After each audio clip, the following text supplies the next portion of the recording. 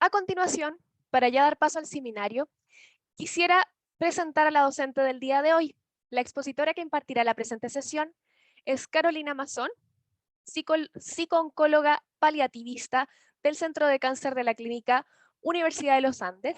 Trabajó en cuidados paliativos en el Instituto Nacional del Tórax, magíster oncológico internacional en España y Argentina, postítulo en psico-oncología en la Universidad de Chile, diplomada en bioética fundamental de la Universidad Católica de Chile, diplomada en psicología oncológica y cuidados paliativos en CELAPSA, postítulo en psicodiagnóstico infanto-juvenil, docente en la Universidad Miguel de Cervantes de la carrera Psicología, docente en la Universidad de los Andes, diplomado en Psicología de la Salud, docente en postítulo Cuidados Paliativos Oncológicos de CINDER y docente invitada a cátedras de Psicología, de Psico-Oncología de la Universidad Central de Chile y Academia de Humanismo Cristiano, ponente en charlas y congresos y finalmente escritora.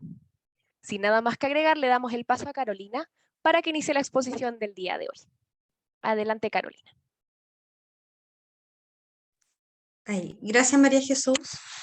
Gracias a todas y a todos los que están presentes hoy día por este espacio. Hay mucha gente conectada.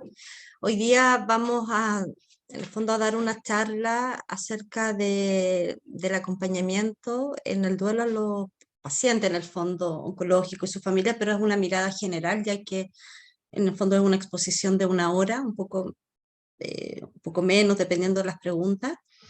Y poder invitarlos también a que, si les interesa en el fondo este tema, puedan también inscribirse en el curso que se va a dictar la próxima semana y poder en el fondo poder profundizar un poco en el abordaje también de lo que significa el acompañamiento a nuestros pacientes.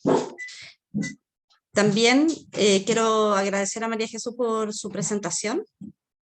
Y bueno, como ella comenta, yo soy psico-oncóloga, paliativista, me he formado en el área durante muchos años y trabajo con solo pacientes con cáncer en unidad de oncología, y también trabajé hartos años en la unidad de cuidados paliativos del Hospital del Tórax y soy profesora en esta área, ya, docente. Así que hoy día vamos a partir, voy a compartir una presentación y abordar algunos temas generales.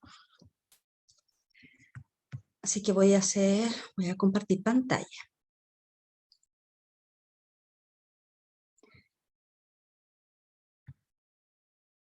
Acá. Alguien escribió acá.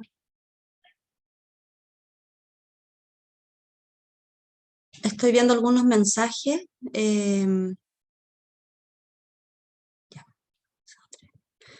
Que nos cuentan su experiencia sobre fallecimientos de familiares. Le doy también un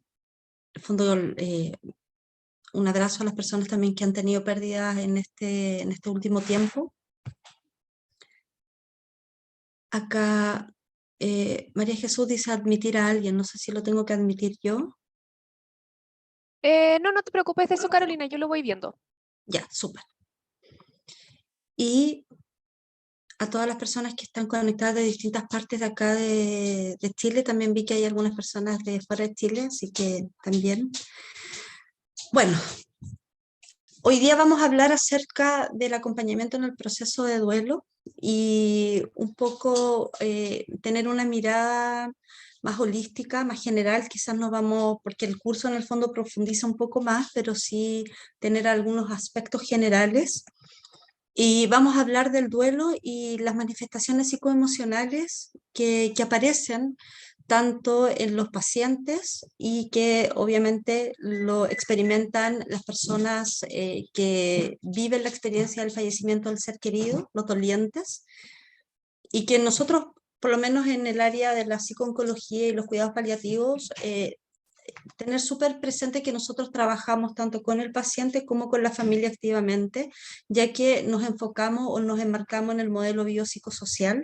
Por lo tanto, tenemos que considerar los aspectos tanto de la persona que sufre la patología o que la vive y los familiares que acompañan en este proceso. Esto, en el fondo, tenemos que considerar tanto cuidadores informales, a los cuales nos referimos los familiares, en el fondo, que son directos, que están permanentemente acompañando, ya sean hijos, parejas, nietos, hermanos, hermanas, etc., incluso amigos, y en algunos casos, cuando hemos tenido pacientes, por ejemplo, sin una red de apoyo activa, también acompañamos o apoyamos a los cuidadores, por ejemplo, vecinos. ¿Ya? Entonces acá es súper importante que reflexionemos acerca de que tenemos que considerar que la muerte tiene un lugar que se da en un contexto social, que se da en un contexto de organizaciones o instituciones, que se da en un contexto de significados o definiciones personales, se da en un contexto de roles, de interacciones y significados. Y eso nosotros lo tenemos que mirar desde el día en que nosotros interactuamos con el paciente y con la familia, porque todos vienen con un significado acerca de lo que eventualmente podría significar la enfermedad oncológica y lo que podría en el fondo conllevar esta, que es el final de la vida. También existe una distinción entre duelo y luto, porque habitualmente dicen, no, estás viviendo tu luto, estás viviendo tu proceso, y el luto en el fondo nos hace referencia a las relaciones sociales y culturales, las expresiones externas, psicoemocionales y conductuales ante el proceso, ante la muerte en el fondo. Por ejemplo, que son estos rituales que es vestirse de negro, por ejemplo, tener la visita, por ejemplo, que significa hacia nuestro ser querido en el cementerio, si lo tenemos en un lugar especial, si tenemos por ejemplo, un espacio de conmemoración o de recordar, la expresión también que tiene que ver con este estado emocional más bien deprimido. Y tenemos la distinción que es el duelo, que el duelo es la expresión interna que significa la vivencia subjetiva, personal y única en relación a la persona que fallece. Y la muerte, en el fondo, como una experiencia personal, y también puede ser vivida como la experiencia colectiva, ya sea por la familia o por la comunidad, se va a construir o se va a vincular a la construcción personal que se tenga con la propia historia. Entonces, cuando nosotros estamos frente a una persona que está con un dolor o con una pérdida reciente, tenemos que considerar que ese dolor o esa experiencia se va a vincular con la construcción del cariño, del apego o de la historia que tengan esas personas. Entonces, nosotros en Occidente generalmente, o en la mayoría, nosotros vivimos la muerte como algo más bien catastrófico, como algo que es fuera de la norma, ¿no es cierto? Como algo inesperado, algo que no es parte de la vida, que es más bien un tabú, que es más bien algo que no se conversa abiertamente por temor a lo que se pueda en el fondo vivir, expresar, o en sistemas de creencias que puedan tener tanto las personas como los grupos familiares o las sociedades. Entonces, acá yo creo que una de las cosas súper importantes que nosotros trabajamos, por lo menos en esta área, los que nos relacionamos permanentemente con los pacientes o con nuestras familias, tiene que ver con estos tres elementos que son la base en el fondo del ser humano, que tiene que ver con la finitud, que tiene que ver con la vulnerabilidad y que tiene que ver con la fragilidad de las personas. Cuando nosotros hablamos de finitud, hablamos de una mirada que es global, que es del ser humano, ¿no es cierto?, que es intrínseca. Y cuando hablamos de la vulnerabilidad y la fragilidad es porque todos estamos expuestos en el fondo a que nos puedan ocurrir cosas, ya sea por una patología o por alguna otra situación de vida. Por lo tanto, nosotros cuando hablamos o abordamos una situación límite o de muerte, aparecen principalmente estas resistencias o estas barreras naturales que tienen que ver, no hablemos de esto, porque si hablamos de esto lo vamos a convocar, ¿no es cierto?, lo atraemos, no, es que no se habla de esto porque esto no te hace bien, o por ejemplo, nosotros en este momento no lo hemos pensado, o por ejemplo, yo no pienso en lo que puede pasar más adelante, y generamos como estos tabú que se van instalando también transgeneracionales, porque yo atiendo familias, por ejemplo, que jamás se ha hablado de la muerte, teniendo la experiencia de la muerte en la familia, pero que aparece como un acto distante, como algo absolutamente ajeno a la realidad de nosotros, de las personas. Y acá, por ejemplo, lo que nos dice este autor, que yo lo dejé acá citado, es, por ejemplo, lo que cuenta es cuánto seguirá viviendo el paciente, no cómo seguirá viviendo, y la calidad en el fondo de vida no importa. O sea, no importa cómo se encuentra la persona, sino que, o cuál es la calidad o el cuidado que se pueda tener, sino más bien es cuánto va a seguir, cuánto lo vamos a mantener en el fondo, muchas veces artificialmente o prolongando con todo el fondo la tecnología y los avances médicos en la actualidad. Entonces, acá estas reflexiones yo se las dejo porque un poco para hablar de la muerte, nosotros tenemos que partir mirando desde dónde nos paramos frente a este tema. ¿Cómo yo converso o cómo yo me relaciono con la muerte? Tanto la de un otro, ¿no es cierto?, como la propia. He pensado en mi propia muerte, he pensado acerca de qué es lo que yo necesito cuando llegue ese momento. He pensado, por ejemplo, qué pasaría con un familiar cuando llegue ese momento, o con alguna persona que yo tenga un vínculo de cariño o tenga una historia, ¿no es cierto?, una relación interpersonal con aquella persona o ser humano al cual yo considero importante para mí. Entonces, acá nosotros tenemos que partir de la base que el perder a un ser querido, el tener que vivir el fallecimiento de un ser querido, va a conllevar en el fondo un sufrimiento.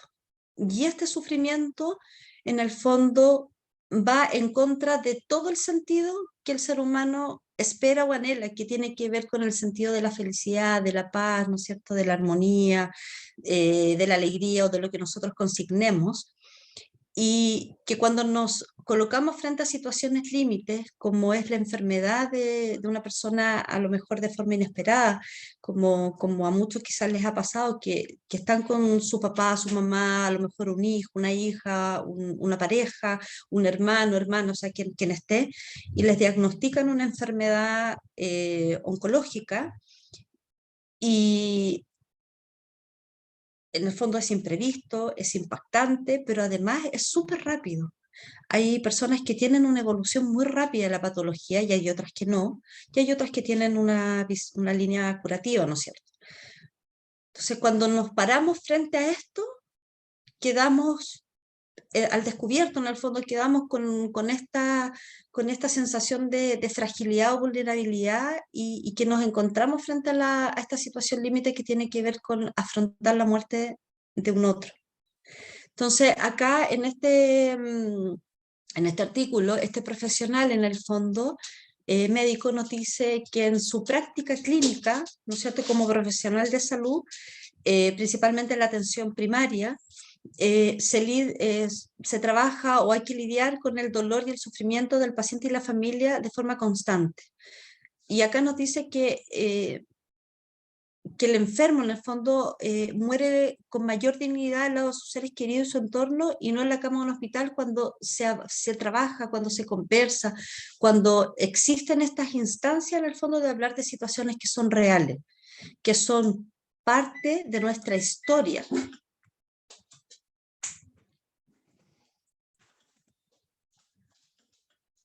También tenemos que considerar que acá, bueno, hay muchos autores, ¿no es cierto? Está Cabo de Villa, está De la Rosa, está Grau u otros, ya, que refieren que las etapas del duelo, en el fondo, cuando se vive, ¿no es cierto?, el fallecimiento de la persona, se suelen ubicar o suelen ubicar al doliente en un estado emocional característico, ¿ya?, de cada fase, y que se van a vivir estas fases o estas etapas de manera particular, de manera subjetiva, de manera privada, y que no necesariamente se va a responder a un orden estricto o no va a ser lineal en el fondo.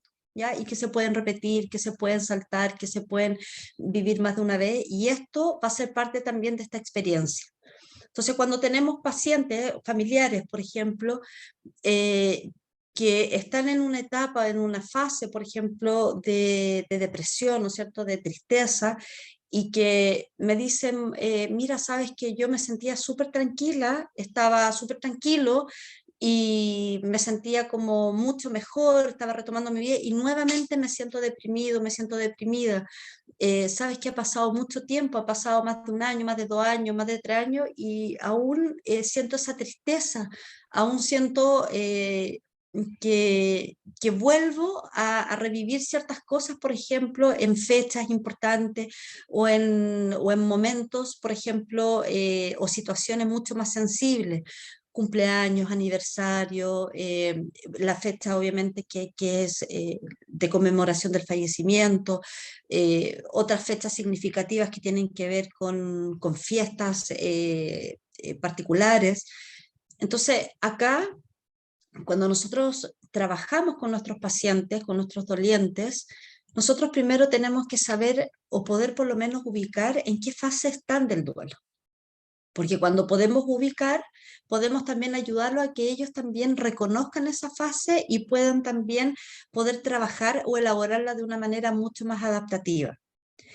Y yo siempre le digo a mis pacientes o a mis familiares que esto es un proceso, es un camino, es un sendero, ya como que puede tomar poco tiempo o mucho tiempo. Y va a depender de la circunstancia del fallecimiento, va a depender del tiempo de cuidado que se tuvo y de la vinculación que se tenga. Entonces, si tenemos una muerte inesperada, ¿no es cierto?, que es una muerte no normativa, cuando fallece un hijo, cuando hay un fallecimiento por un accidente, por ejemplo, inesperado, tenemos ahí un desajuste súper importante porque es algo que uno no se espera, que en el fondo genera una desorganización y un caos tremendo en la vida, ¿no es cierto?, de la persona que experimenta el fallecimiento. Pero también tenemos, por otro lado, una situación de enfermedad de larga data, donde también aparecen estos estados emocionales interferidos, donde aparece también como esta suerte un poco de saber o de incertidumbre, en el fondo, qué va a pasar, y se van presentando también estos estados emocionales o estos fenómenos de manera a veces también igual de intenso, o sea, y a ritmos distintos, de formas, y eso también es importante respetar en el doliente. Hay cosas, por ejemplo, que yo en la práctica clínica, ya de hartos años con mis pacientes, hay cosas que ya a los dolientes les genera mucho rechazo, por ejemplo, que se los digan, la forma de comunicarse frente, por ejemplo, a un fallecimiento, la forma en que la narrativa, ¿no es cierto?, que tú te expresas y que la persona también queda en un estado como de decir, pero ¿por qué me dice eso? A lo mejor no es lo que necesito hoy día. Entonces, ubicar a la persona en esta fase nos permite también ayudar a verbalizar mejor o a trabajar mejor en este acompañamiento o en esta psicoterapia en duelo. Entonces tenemos manifestaciones psicoemocionales que van a estar presentes y que muchos autores y la literatura en el fondo los enmarcan en estas esferas, en estas dimensiones que tienen que ver con la parte física, ya que tiene que ver con este vacío o esta queja gastrointestinal, con este dolor musculoesquelético, por ejemplo, con taquicardia, con insomnio, por ejemplo, con alteraciones del sueño. Tenemos también el aspecto emocional que aparece la tristeza, aparece la desolación, aparece la desesperanza, la culpa, la depresión, la rabia, la impotencia o el sentimiento de injusticia. Aparece en la parte cognitiva, por ejemplo, este cambio en el contenido del pensamiento, por ejemplo, donde aparecen elementos más bien desagradables o pensamientos automáticos de contenido también pesimista. Tenemos ahí distractibilidad, desorganización, desconcentración, el lentecimiento. Por ejemplo, mis pacientes me dicen, Caro, sabes que me siento más lenta, o me cuesta pensar mucho más, me distraigo mucho más rápido, porque estamos en una etapa de caos en el fondo, ¿ya? Y eso es súper importante tenerlo claro. O por ejemplo me dicen, ¿sabes qué? Me imagino cosas, escucho cosas, ya, porque uno de los elementos también que aparece son estas alucinaciones auditivas o estas alucinaciones visuales o estos elementos también de alteración de conciencia, muchas veces que es como yo me estoy imaginando, me estoy volviendo loca, me está pasando esto. Tenemos también en la parte social, donde aparece el aislamiento, la pérdida con el contacto del mundo exterior, por ejemplo, y es un aislamiento no querido, no buscado, sino que tiene que ver con este proceso también de ajustarse al nuevo cambio, al nuevo rol, a las nuevas funciones, al no querer compartir también con otras personas porque hay un espacio vacío, ¿no es cierto?, que deja la persona que ya fallece.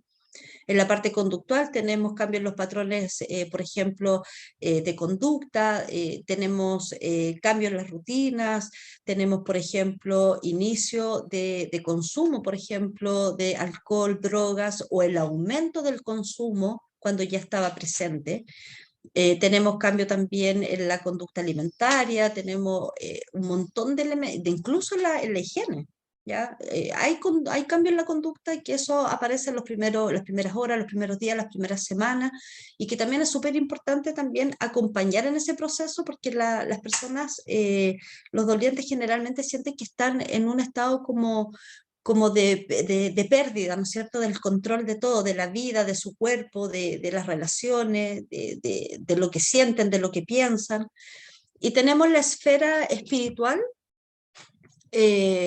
donde aparecen también este cuestionamiento sobre las propias creencias, sobre este cambio, por ejemplo, muchas veces en la relación con la fe, con la religiosidad propiamente tal, porque la espiritualidad es distinta a la religiosidad, pero que se mezclan, ¿no es cierto?, se vinculan, que tiene que ver acá con este espacio de la trascendencia, que tiene que ver con el sentido de la vida, con el sentido de la propia vida, con el sentido de la muerte, con la percepción del castigo, ¿no es cierto? Que yo muchas veces me he dicho, no, a mí esto me pasó porque me porté mal o porque tenía que, o por ejemplo me han dicho dolientes, no, lo que pasa es que esto nos pasó porque no hicimos las cosas bien y aparece este cuestionamiento, ¿no es cierto?, permanente. Y eso también es súper importante poder abordarlo dentro del proceso de duelo. Yo tengo pacientes que me dicen, yo todavía estoy enojada con Dios, porque me quitó a mi hijo, a mi hija, o porque se lo quitaron en el fondo. No es parte de una relación natural de la persona con la muerte, ¿no es cierto? Me lo arrebataron, me lo quitaron. Y eso conlleva, en el fondo, si no se trabaja o no se integra o no se elabora en el tiempo, conlleva, por ejemplo, que la persona pueda generar un sistema de creencias también interferido, distorsionado, y que no permita en el fondo comprender a lo mejor o darle este sentido o resignificarlo. Yo siempre he dicho que, por ejemplo, no todos pueden resignificar todo, pero se intenta hacer algo, ¿no es cierto? Se intenta, se intenta buscar o encontrar un significado a algo que nosotros por lo menos queremos. Entonces acá tenemos que en el proceso del duelo ya tenemos eh, un espacio ya que no solo que el paciente, por ejemplo, incorpore su realidad o incorpore su proceso que tiene que ver con la enfermedad, con el avance, la progresión o el proceso al final de la vida, y que se le va a presentar en algún momento cuando ya no tiene una línea curativa, ¿no es cierto? O cuando ya se transforma más bien en una enfermedad crónica progresiva, ¿ya? Y no solamente las oncológicas, tenemos otras enfermedades no oncológicas que también van en esa línea, como por ejemplo el EPOC avanzado, la fibrosis pulmonar avanzada, por ejemplo tenemos las enfermedades cardíacas avanzadas o la patología, coronaria, que yo he tenido muchos pacientes también con distintas patologías, por ejemplo, los que están con con un avance de la diabetes, por ejemplo. O sea, nos enfocamos en cáncer porque nos convocamos en el fondo y trabajamos en esto, pero hay otros pacientes también que tienen esta experiencia. Sino que también, en el fondo, cuando nosotros en el proceso del duelo, tanto con el paciente y la familia, en el avance, en la recaída, en la remisión y en la progresión, nosotros vamos constantemente ensayando lo que podría pasar. Entonces, acá se pueden expresar una serie de emociones en el proceso del duelo, en el duelo oncológico, ya que el que vive, o el duelo anticipado que vive el paciente y la familia, como por ejemplo, lo que se ve principalmente es la ansiedad a morir, la desesperanza o este sentimiento como de, de decir, ¿para qué voy a seguir en esto si ya no hay nada más que hacer, ¿no es cierto? ¿Para qué voy a seguir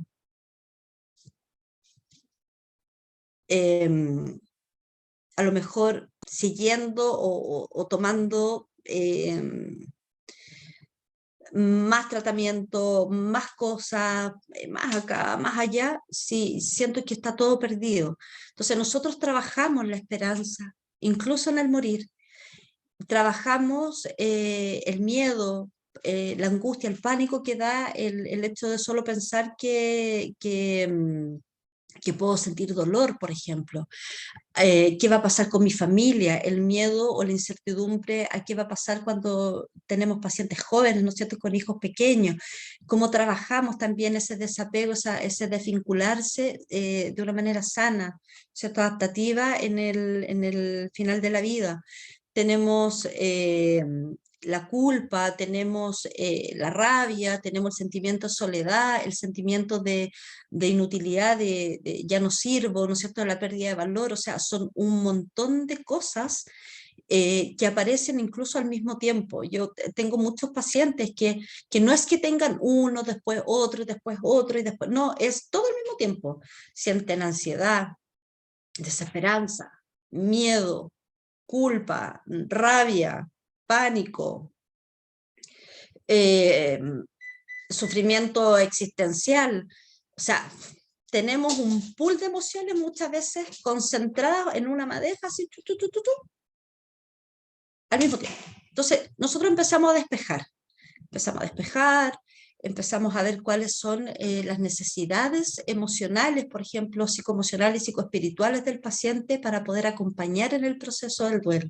Empezamos a priorizar, empezamos a desplegar un esquema, por decirlo de alguna manera, en el que el paciente pueda visualizar cuáles son sus prioridades para poder, en el fondo, aliviar su preocupación, aliviar su tristeza, aliviar su angustia, su miedo, por ejemplo, y con la familia paralelamente. Nosotros lo hacemos con la familia activamente en dos canales que van por el mismo carril. O sea, dos caminos que van igual. Esto no es excluyente, no es porque yo trabaje algo con la familia, no lo voy a poder trabajar con el paciente, o lo que yo trabajo con el paciente no lo puedo trabajar con la familia, sino que son necesidades que se van explorando y se van evaluando en el proceso de enfermedad, las distintas fases, y que cuando llega el proceso de acompañar al final de la vida y cuando tenemos que acompañar en el duelo, nosotros vamos en el fondo despejando esas necesidades. Se me quedó pegado el PPT. Vamos a ver, espérame.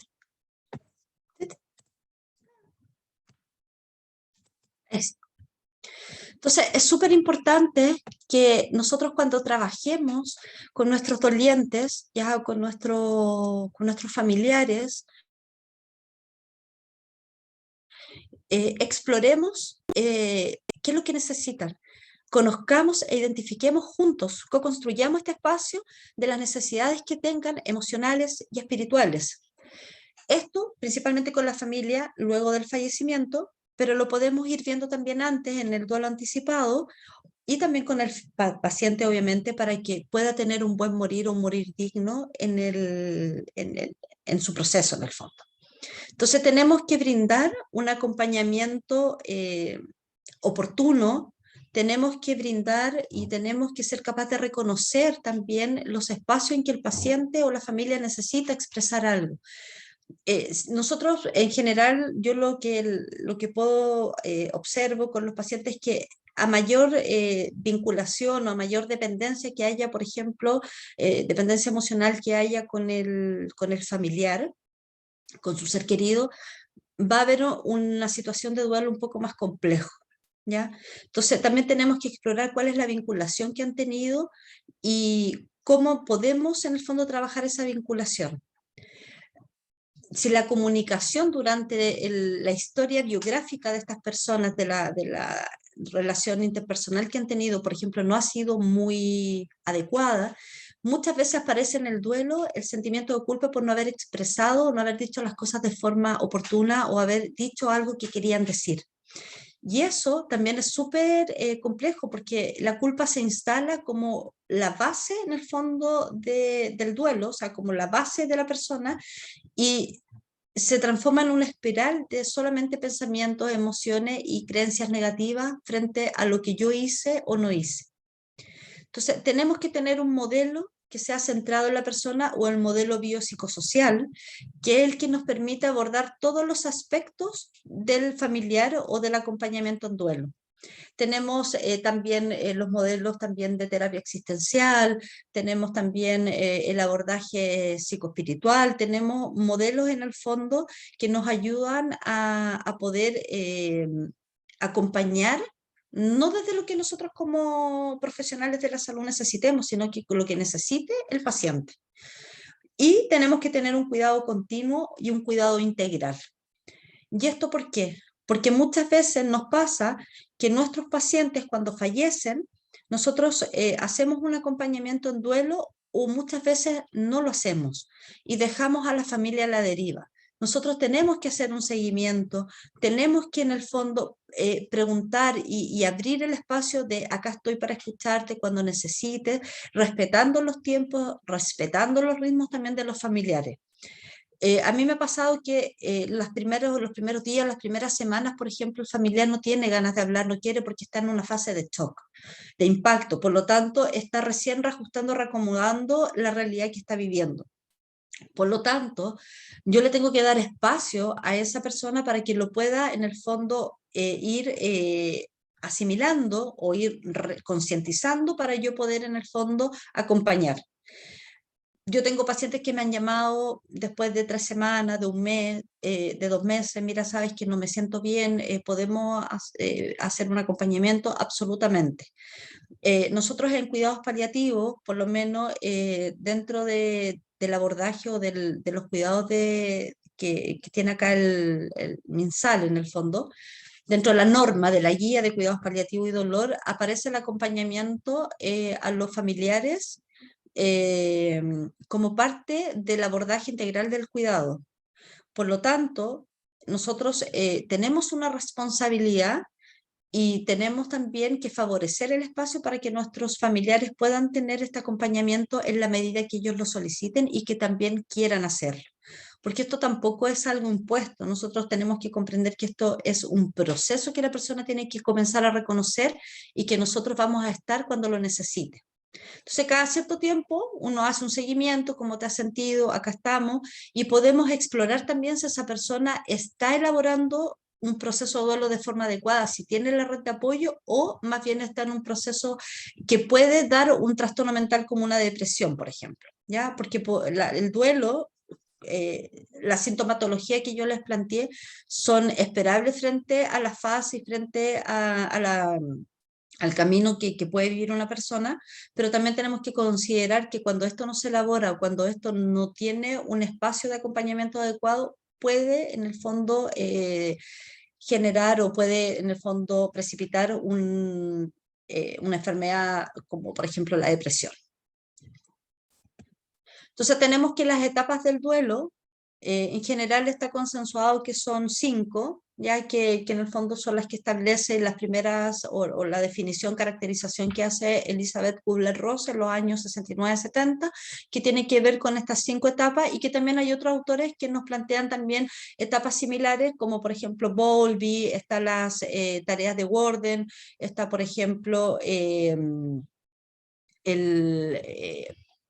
Freud también, que nos habla sobre las etapas del duelo, y acá generalmente son las que están más familiarizadas o las que tienen un acuerdo mucho más, en el fondo de la literatura, es la etapa de la fase de shock, ¿no es cierto?, que es la fase de negación, que es la etapa donde la persona está en un estado de confusión, de eh, despersonalización o de fuera de esta realidad, de sorpresa, de miedo, de un poco no saber si esto es parte o no de mi vida o es un sueño. Yo, algo transversal que me dicen mis pacientes, por ejemplo, es me dicen, eh, Caro, me dice, yo siento que esto es un sueño, que esto no me está pasando, que esto no es real. Y todos los que hemos vivido una experiencia cercana, muy cercana de fallecimiento, tenemos esa vivencia de que esto no es real. Tenemos también la fase de la rabia, ¿no es cierto?, de la ira, de este sentimiento de injusticia, de indignación, de resentimiento, de cólera, de decir por qué estoy enojado, y uno se enoja con uno mismo, y se enoja con el fallecido, con el ser querido, y se enoja con el mundo, y se enoja con Dios, y se enoja con todo, porque en el fondo es la forma de expresar de alguna manera lo que nos pasa. ¿Ya? Con la manifestación de llanto, con la expresión de las lágrimas, del grito, de la rabia, y que esto también puede durar días, semanas o meses. ¿Ya? Yo he visto un pool de pacientes, muchos, donde han vivido, no sé, 2 meses con mucha rabia, 3 meses, 5 meses, empieza a decantar, hay otros que tienen semanas o días, es muy, muy, muy particular. Por eso yo le decía que el duelo es subjetivo, no lo podemos homogenizar con el resto. Cuando dicen, no, lo que pasa es que pasa mucho, que algo que por favor yo los invito a que no hagan jamás en la vida, que comparen un fallecimiento de uno con otro. Por ejemplo, cuando yo tengo un paciente que me dice, es que sabes qué, bueno, a mí me dicen Caro, doctora, psico, de todo. Entonces cuando me dicen, por ejemplo, me dicen, no sé, tengo mucha rabia porque yo le estoy contando, por ejemplo, a mi amiga, que cómo me siento por el fallecimiento de mi mamá. Su mamá, una señora adulta mayor, ya de 82 años, más o menos, eh, que su amiga también perdió y falleció su mamá también de 85, 86, que es más o menos la edad de la cuarta edad, ¿ya? Y le dice, y tengo pena, y le expresa, y le dice, ya, pero o sea, yo te entiendo, pero mi mamá también se murió, y yo también me sentí así, y mi mamá, por ejemplo, no sé, esta mamá falleció hace 2 meses y esta otra mamá falleció hace 4, ya hace 5, no sé.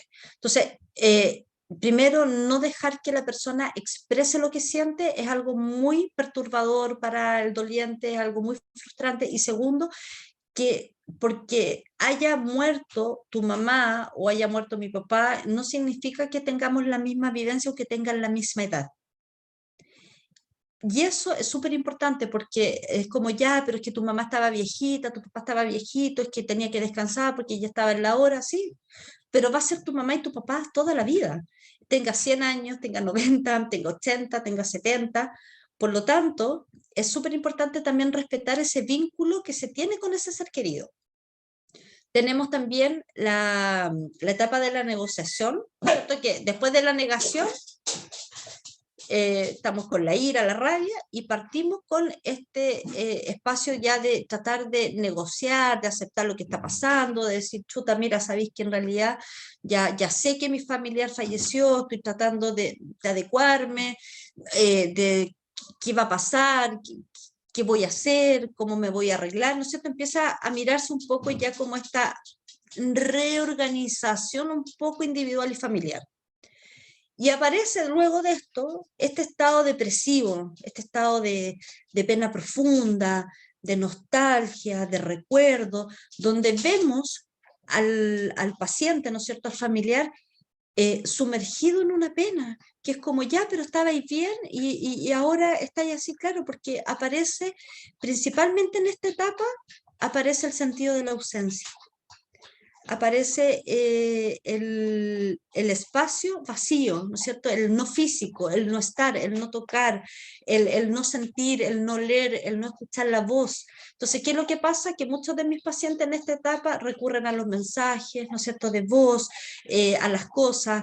En este tránsito, ¿no es cierto?, hay ciertas situaciones, ciertas tareas que se van dando de forma natural, como por ejemplo regalar las cosas, dejar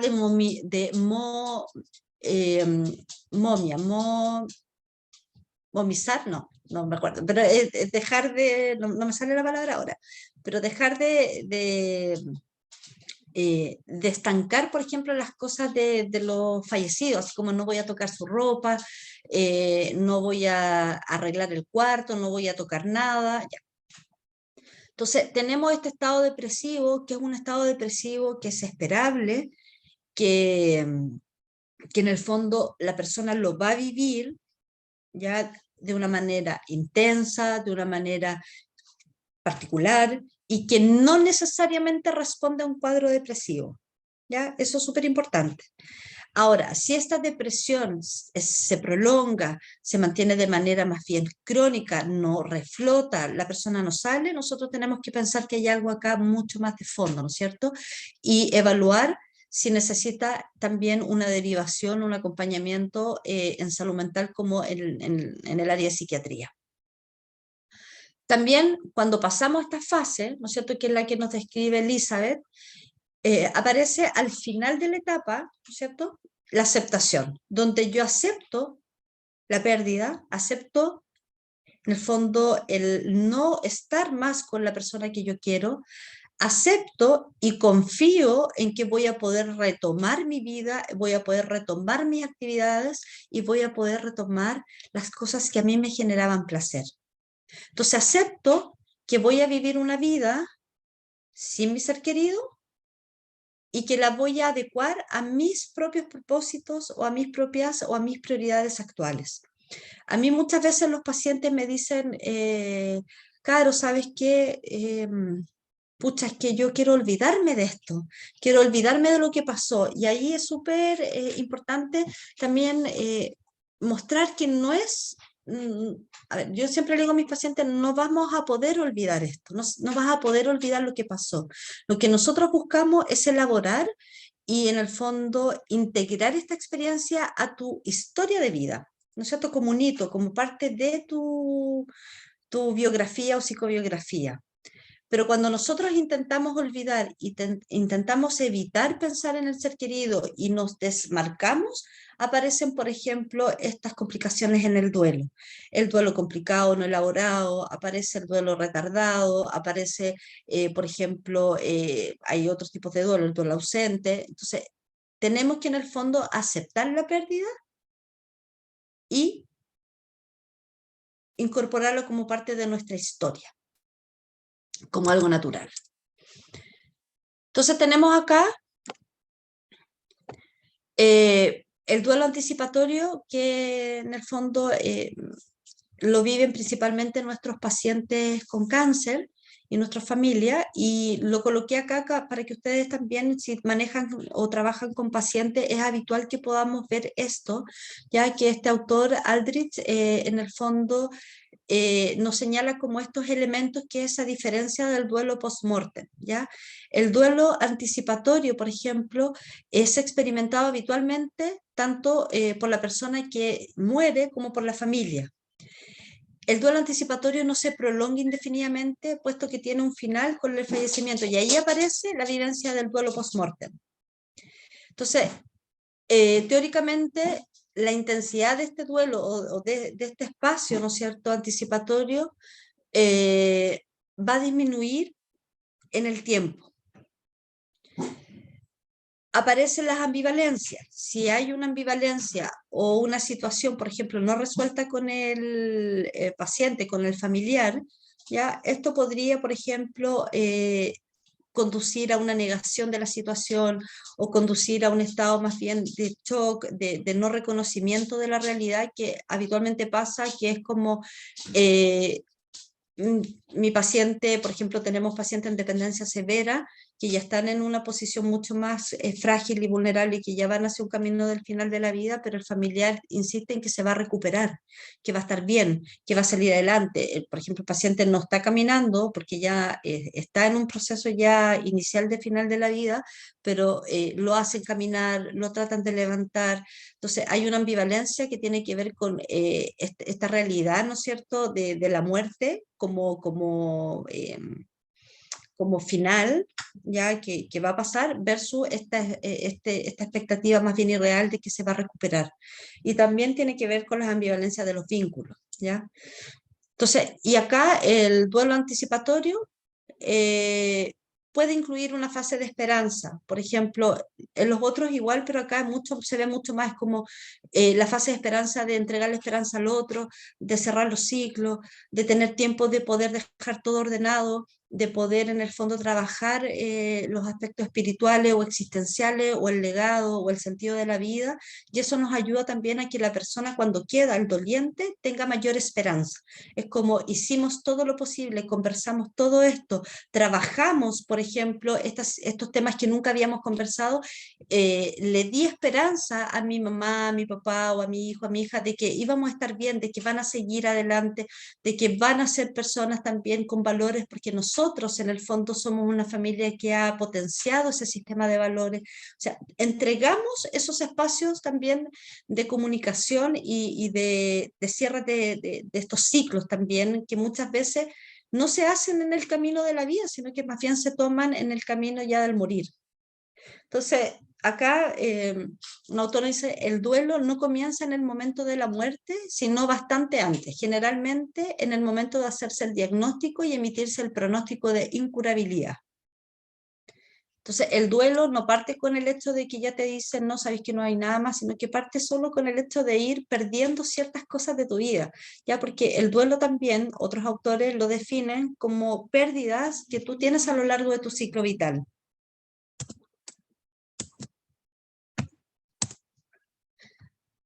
Acá tenemos algunos fenómenos que aparecen como el duelo oncológico, ya que aparece tanto en el paciente como en la familia, como esta amenaza a la integridad, tanto del ser querido o de la misma persona, la amenaza a la autonomía, la amenaza que aparece a la identidad, a la autoimagen, ¿no es cierto?, por este cambio que ocurre, esta amenaza a la pérdida de control, a esta sensación de no tener este control que antes teníamos de todo, del cuerpo, de la vida, de la salud, de la familia, de los roles, etc.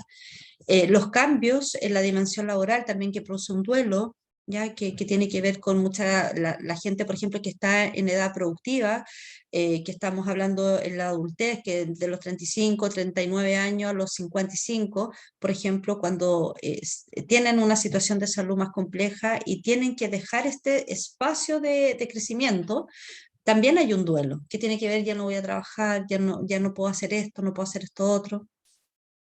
También está la dimensión económica, ya cuando existe una alta toxicidad por los tratamientos, o por ejemplo cuando no hay apoyo económico, o por darle alivio, por ejemplo cuando los tratamientos son particulares, o no hay un acceso a todos los tratamientos que se requieren, o al tema farmacológico. Tenemos también la alteración en la dimensión familiar social, que se va a vivir con el duelo, que se va a experimentar en los cambios de rol y funciones que pueda tener cada miembro de la familia. Y tenemos también acá que considerar que todos los aspectos de la vida que tenga una persona se pueden vivir como un duelo, ya ante las pérdidas percibidas tanto del cáncer u otras enfermedades complejas no curativas. O sea, cuando yo voy perdiendo funcionalidad, cuando yo voy perdiendo, por ejemplo, mi capacidad de autovalencia, ¿no es cierto?, de autonomía, de independencia, lo que queramos, las personas sienten esta pérdida, y eso es lo que también tenemos que trabajar, porque esa pérdida va ligada, yo lo he visto, o sea, por lo menos yo lo trabajo en mi atención clínica, va ligada muchas veces, se vincula a la inutilidad, por ejemplo, a la pérdida del valor. Yo no soy valioso porque no puedo hacer esto, entonces hay una pérdida también de esta integridad del ser humano.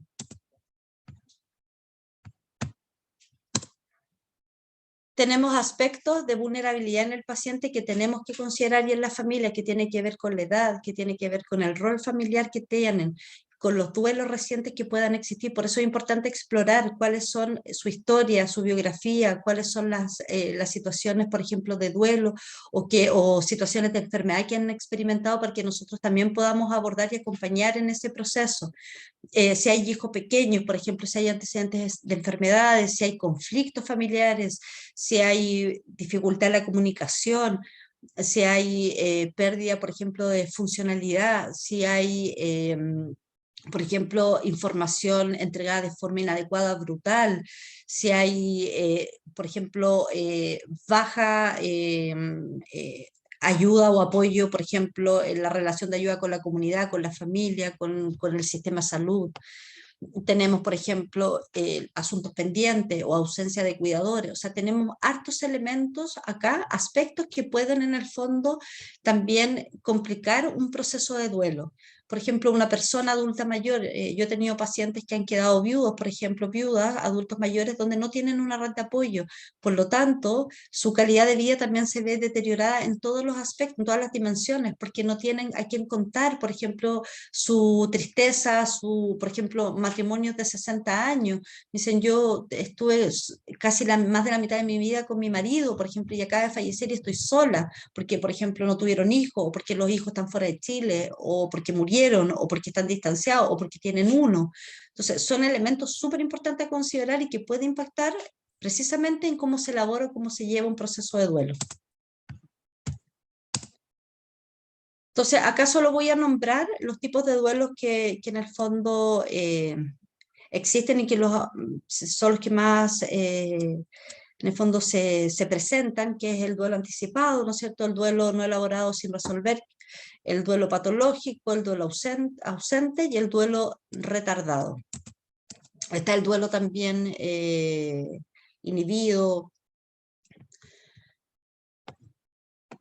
Acá yo puse una reflexión de Maturana, ¿ya? Que refiere que cuando algo se desorganiza, ¿no es cierto?, que era su teoría de la biología, ya no existe más y se desintegra y pierde su identidad de clase, ¿no es cierto?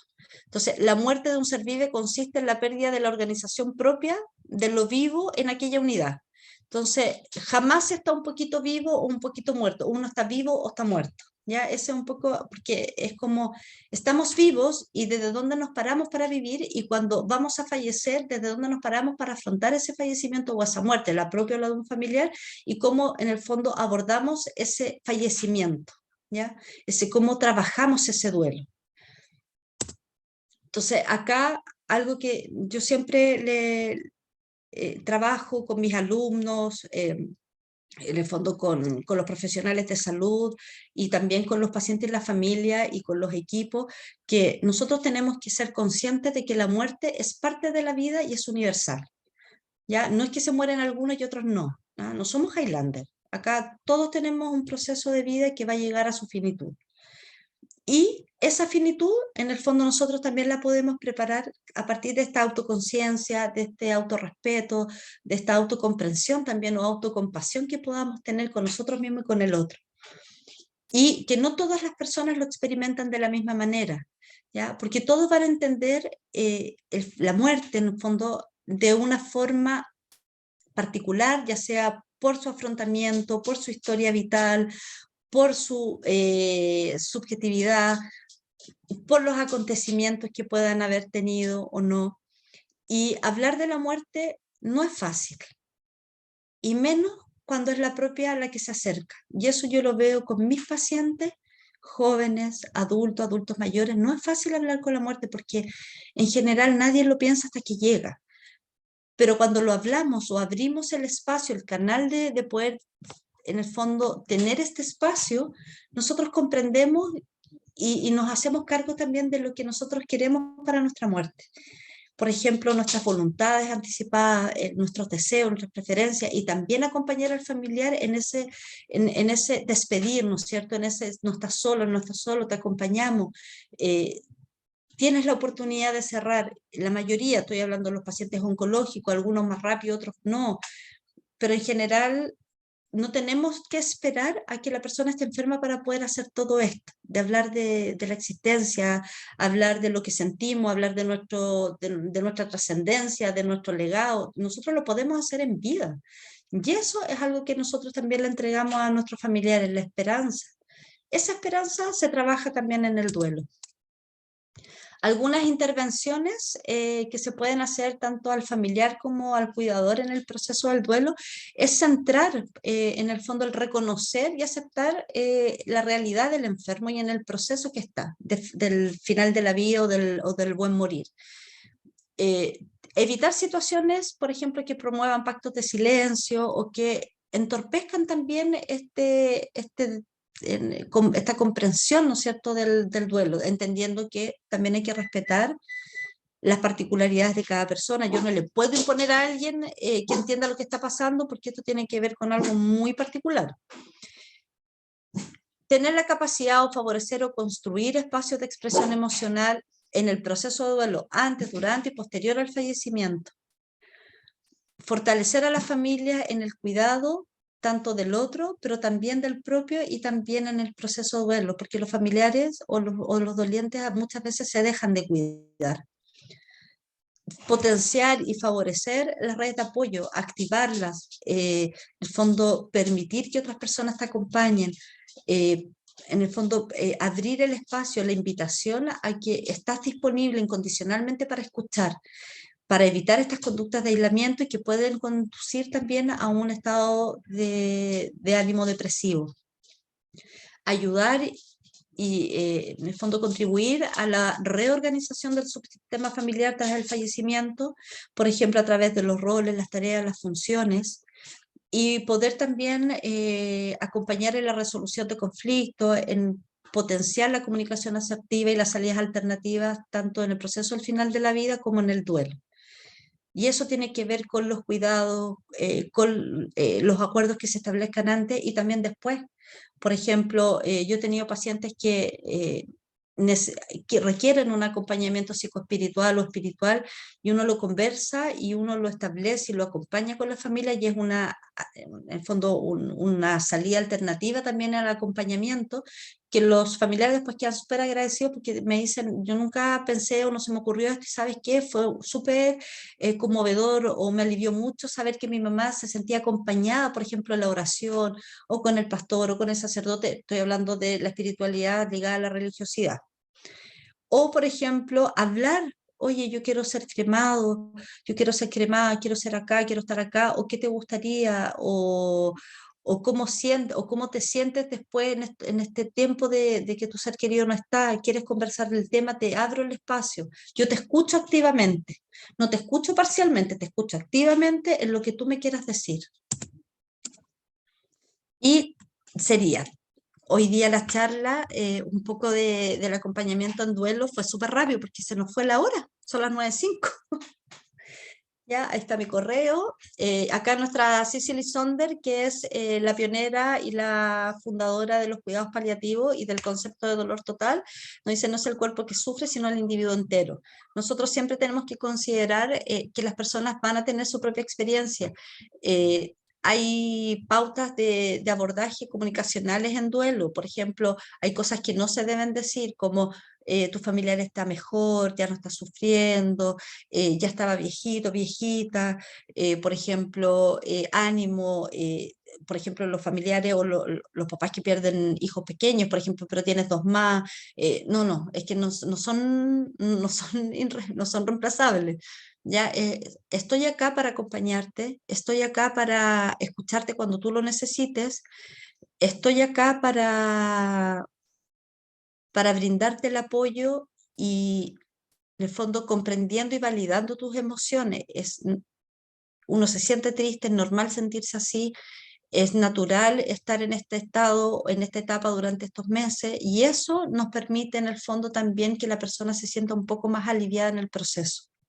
Yo, muchos pacientes me dicen, claro, sabes que me siento loca porque me imagino esto. No, no estás loca, no estás teniendo ninguna crisis psicótica ni brote, no, estás en un estado alterado que en el fondo, y también que puede responder a algo mucho más espiritual también, que no hay que desestimar también otros aspectos, otras sensibilidades de las personas. Eso. María Jesús. Sí, partamos entonces con la ronda de preguntas. Vamos a ir en orden con las manitos levantadas y les pido por favor que las preguntas sean breves para que pueda alcanzar la mayor cantidad de gente posible a participar. Vamos con Catherine. Buenas tardes. Hola, hola, Caterine. Primero que todo, agradecer la relatoría, de verdad que uno puede decir satisfactoriamente que es una relatoría, pero global, súper entendida, y eso uno lo valora y lo agradece, así que creo que se redondeó muy bien con la temática, así que muchas gracias primeramente por eso. Y segundo, bueno, yo tuve dos procesos, voy a ser bien breve igual, dos procesos bien complejos en términos de familiares. Mi papá el año 2021 es diagnosticado con leucemia y mi hermano en 2022 es diagnosticado con un cáncer ya metastásico óseo, que fue terminal y que, bueno, en el fondo es como argumentar de que a pesar de que hay procesos, hay leyes en Chile que digamos que existen como vías de acceso, no todas son propiamente como se dice. Creo que hay muchas falencias en términos también de abordaje por parte también de los profesionales. Ambos, mis seres queridos estuvieron en lo que es cuidados paliativos y la verdad que la profesional que estuvo ahí fue, pero una persona que yo digo, no sé cómo puede estar ahí, yo no soy quien para juzgar a nadie, pero bajo mi vivencia, digamos, fue una persona muy, no era como, digamos, como tenía que ocupar su cargo. Ella tuvo mucha falencia en términos comunicativos, nunca se nos dijo los remedios correspondientes en el tratamiento de mi hermano. Nosotros al final de la vida de mi hermano ya, de hecho que lo trasladé, yo era de la quinta región, lo trasladé acá a Rancagua, y ahí el penúltimo día antes que falleciera mi hermano me dieron un diagnóstico real en donde se dice que la persona, en este caso la doctora de cuidados paliativos, había vulnerado el derecho de la vida de mi hermano. ¿Por qué? Porque ella estaba sobremedicando a mi hermano desde muchos aspectos, digamos, farmacológicos, valga la redundancia, y hay uno específicamente que debía ser, digamos, abordado en términos de familia, y que debía haber un consentimiento para poder, digamos, firmarle si estábamos de acuerdo o no en que ella interviniera con este medicamento a mi hermano. Mi hermano tenía 20 años y nunca se dijo nada. Nosotros nos enteramos porque, insisto, trasladamos a mi hermano para acá y ahí nos enteramos de varias falencias. Entonces, creo que la falta de comunicación y la comunicación no asertiva por parte de los profesionales en estas, digamos, etapas o en el fondo la enfermedad, digamos, terminales, deja mucho que desear. Creo que por mucho que tengamos un título, por mucho que tengamos quizás diplomado o estudios en el extranjero, creo que la calidad humana es una sola. Y en ese proceso uno tiene que ser muy, digamos, tratar de ser muy asertivo en cómo uno diga la noticia, porque independiente que los doctores muchas veces van a decir, no, si estoy acostumbrado, sí, pero resulta que las familias son todas distintas. Entonces, el recepcionar una información que es tan compleja, y lo que decía francamente es, el proceso de duelo empieza ahí, cuando se dice que hay una enfermedad terminal. Claro, las esperanzas también pasan cuando ese cáncer, digamos, se va a definir en qué etapa va, porque a veces con la etapa 1 uno dice, ya tengo la esperanza, pero ¿qué pasa con esas familias cuando se da el diagnóstico y se dice, oye, está en la fase 4, ya no hay nada más que hacer, farmacológicamente hagamos lo que tengamos que hacer, porque eso fue como literalmente lo que nos pasó a nosotros, y muy pocas personas, puedo decir desde lo personal, que fueron profesionales que estaban capacitados, digamos, desde el punto de vista del proceso para poder asistir como lo asistieron.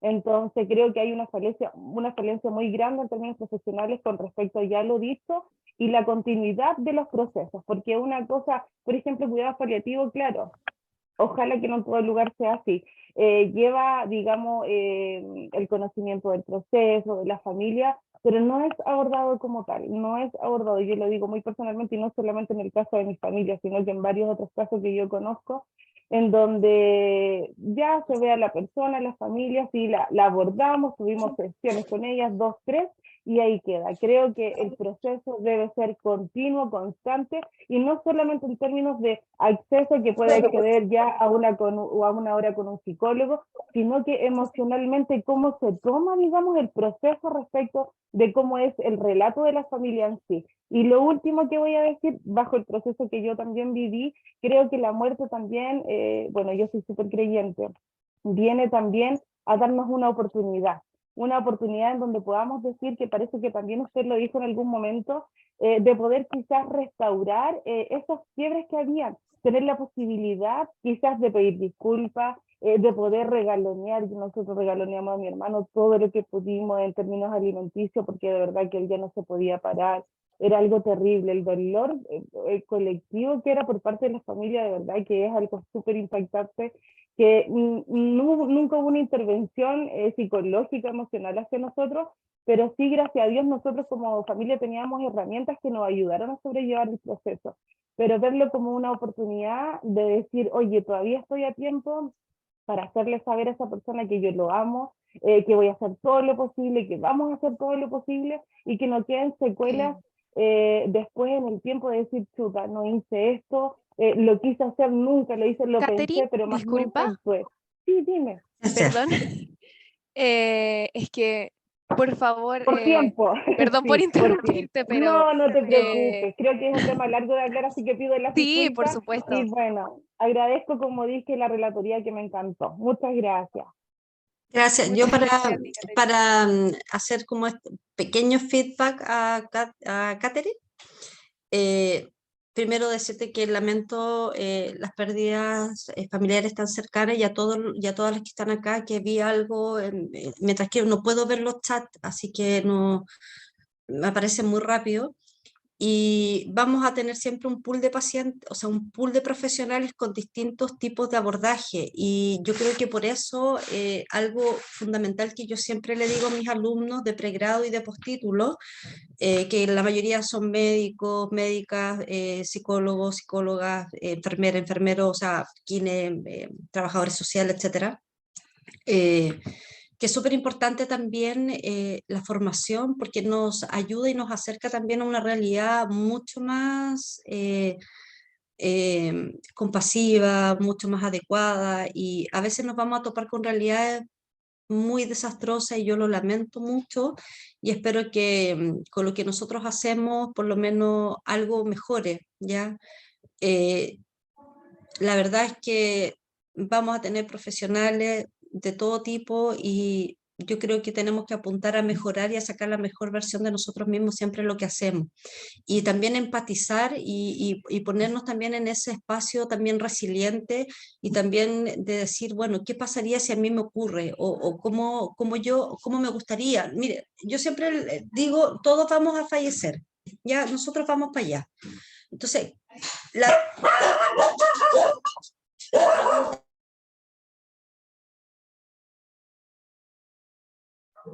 la pregunta de reflexión siempre es, ¿cómo nos gustaría? Mis perritos están ladrando. ¿Cómo nos gustaría que a nosotros nos cuidaran en ese momento? ¿Cómo nos gustaría llegar a ese momento? Eso es un poco la reflexión que yo les invito, y las invito. Es como si yo estuviera en una situación de final de la vida o voy a morir, cómo me gustaría que a mí me trataran, porque como a mí me van a tratar es también como yo voy a reflejar hacia el otro. ¿Ya?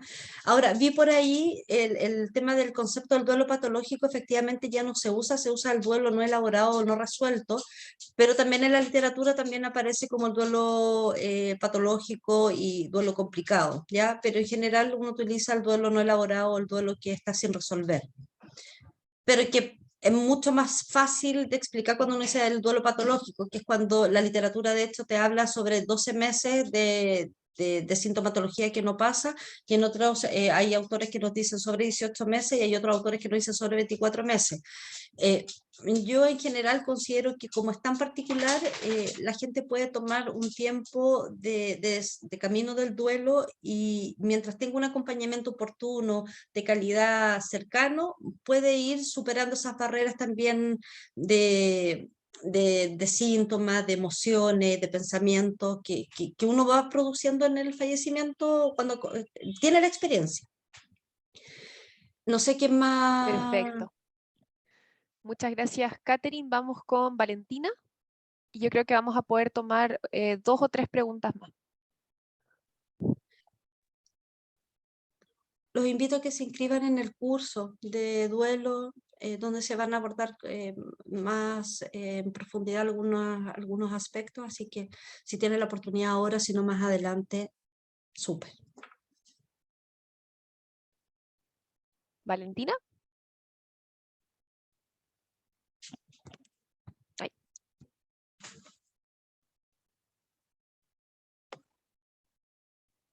Hola, Valentina. ¿Tienes activado el micrófono? ¿Aló, aló? Ahí sí. Ahora sí. Sí, Ay, te disculpe. escuchamos. Buenas noches. Buenas Eh, noches. Quería hacer una consulta de una de las partes de las gráficas que mostró la dictadora del seminario, que es donde dice el proceso de pérdida de Kubler-Ross. De Elizabeth Kubler-Ross. Sí, Ese. las fases del duelo. Sí, tenía una duda en esa parte de que, por ejemplo, ¿qué pasa si la persona no pasa por las primeras partes de esa fase del duelo? ¿Tiene como alguna regla el que la persona lo siga de un lado a otro o que la persona no pase tal parte de esa etapa? Esa es mi duda como en general. Sí, en general las fases o las etapas del duelo, Valentina, no son lineales.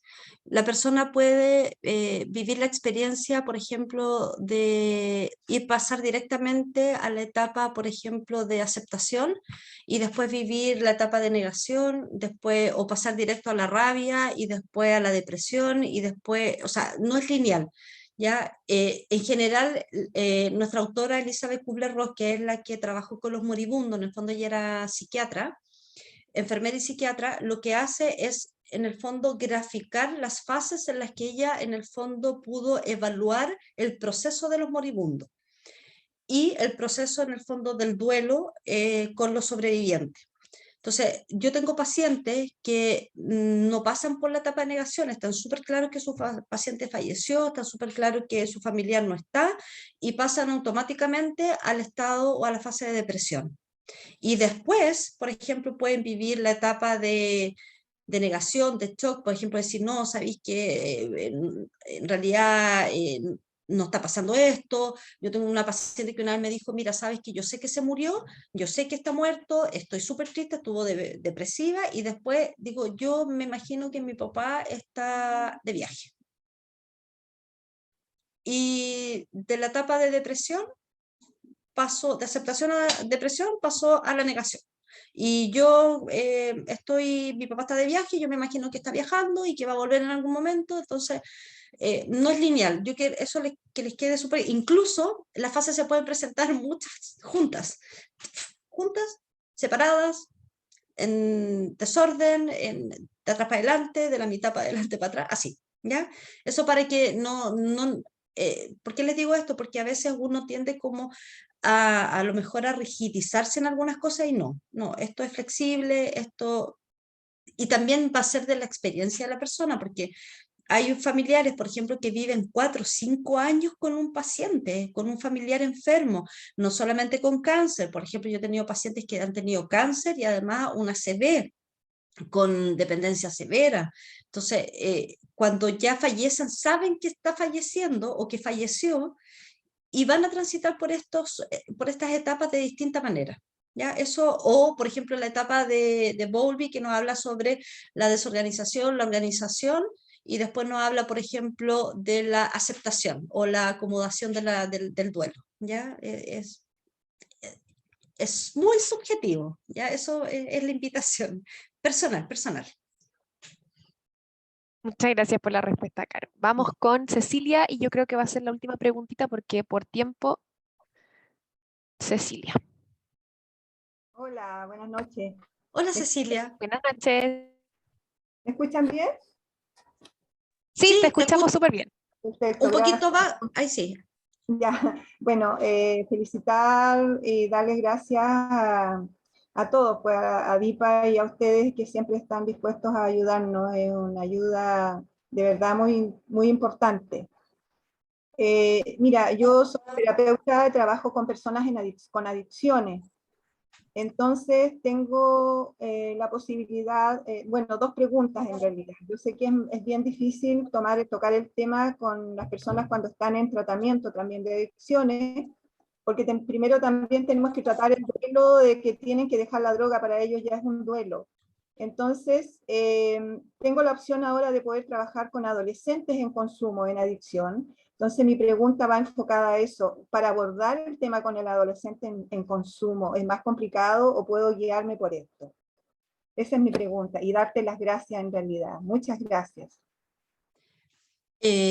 Gracias a ti, Cecilia. Mira, yo creo que es súper importante poder evaluar en qué, primero el ciclo vital que se encuentra en este caso los pacientes, ya si es infanto-juvenil, es poder abordar desde dónde uno va a trabajar por ejemplo, si hay un consumo, por ejemplo, tiene que ver con la pérdida del control del cuerpo, por ejemplo, tiene que ver un poco con cómo yo voy a trabajar, por ejemplo, los estados de abstinencia, o si hay una pérdida familiar, por ejemplo, asociada al consumo, ¿ya? Porque son pérdidas que tienen que ver con relaciones interpersonales, tienen que ver con la relación familiar, con la relación también asociada al control o a la capacidad de mantenerse, y en general con la adicción tú lo que puedes hacer es trabajar, que lo más probable es que trabajes tú el modelo Prochaska, que en el fondo es contemplativo, precontemplativo, contemplativo, y que ahí uno puede incluir, por ejemplo, estas, a lo mejor, visiones del duelo, de la pérdida, por ejemplo, que tiene que ver con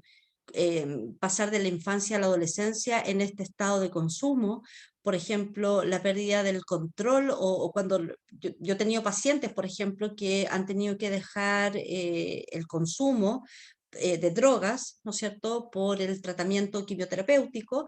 Entonces, es como cómo abordar esa pérdida y a lo mejor resignificarla con lo que significa a lo mejor incorporar otros elementos a tu vida. Por ejemplo, voy a perder el consumo, o sea, claro, que es lo que me da tranquilidad, me da armonía, me da paz, porque el consumo generalmente está asociado a una emoción, y que eso es la que sustituye en el fondo o evita pensar en algo, y ahí entramos también si hay un tema traumático, etcétera, etcétera, pero es como esta pérdida del consumo o este duelo de pasar a lo mejor de esta realidad que vivía a esta, me significa otra experiencia de vida.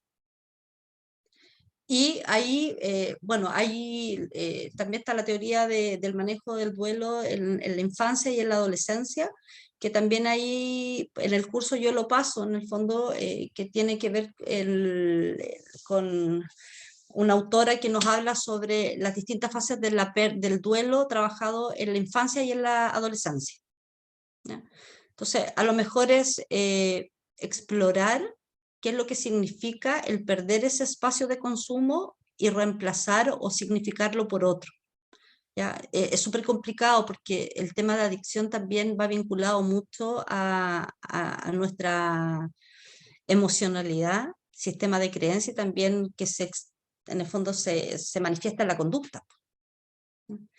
Pero yo creo que puedes agregar estos elementos de la pérdida, de los cambios de la infancia, de la adolescencia, de qué significa a lo mejor no consumir esto, a lo mejor con estas etapas de Prochaska. No sé si te ayuda o te... En realidad, mira, yo me estoy preparando en este tema para poder trabajar con adolescentes en consumo. Entonces me pareció muy interesante porque cómo abordo por ejemplo, de la persona de más confianza o del que se está haciendo cargo de poder apoyarlo en su tratamiento para dejar las drogas y fallece, por decirte. O algún cercano, sus redes más cercanas. Entonces, para ellos también va a ser bien difícil. Entonces, es por eso, porque los adolescentes no reaccionan igual a un adulto que ya está en tratamiento de consumo. Por eso lo veía y por eso te preguntaba, que quiero prepararme para cuando me toque, ojalá que no, pero quiero estar preparada. Ahí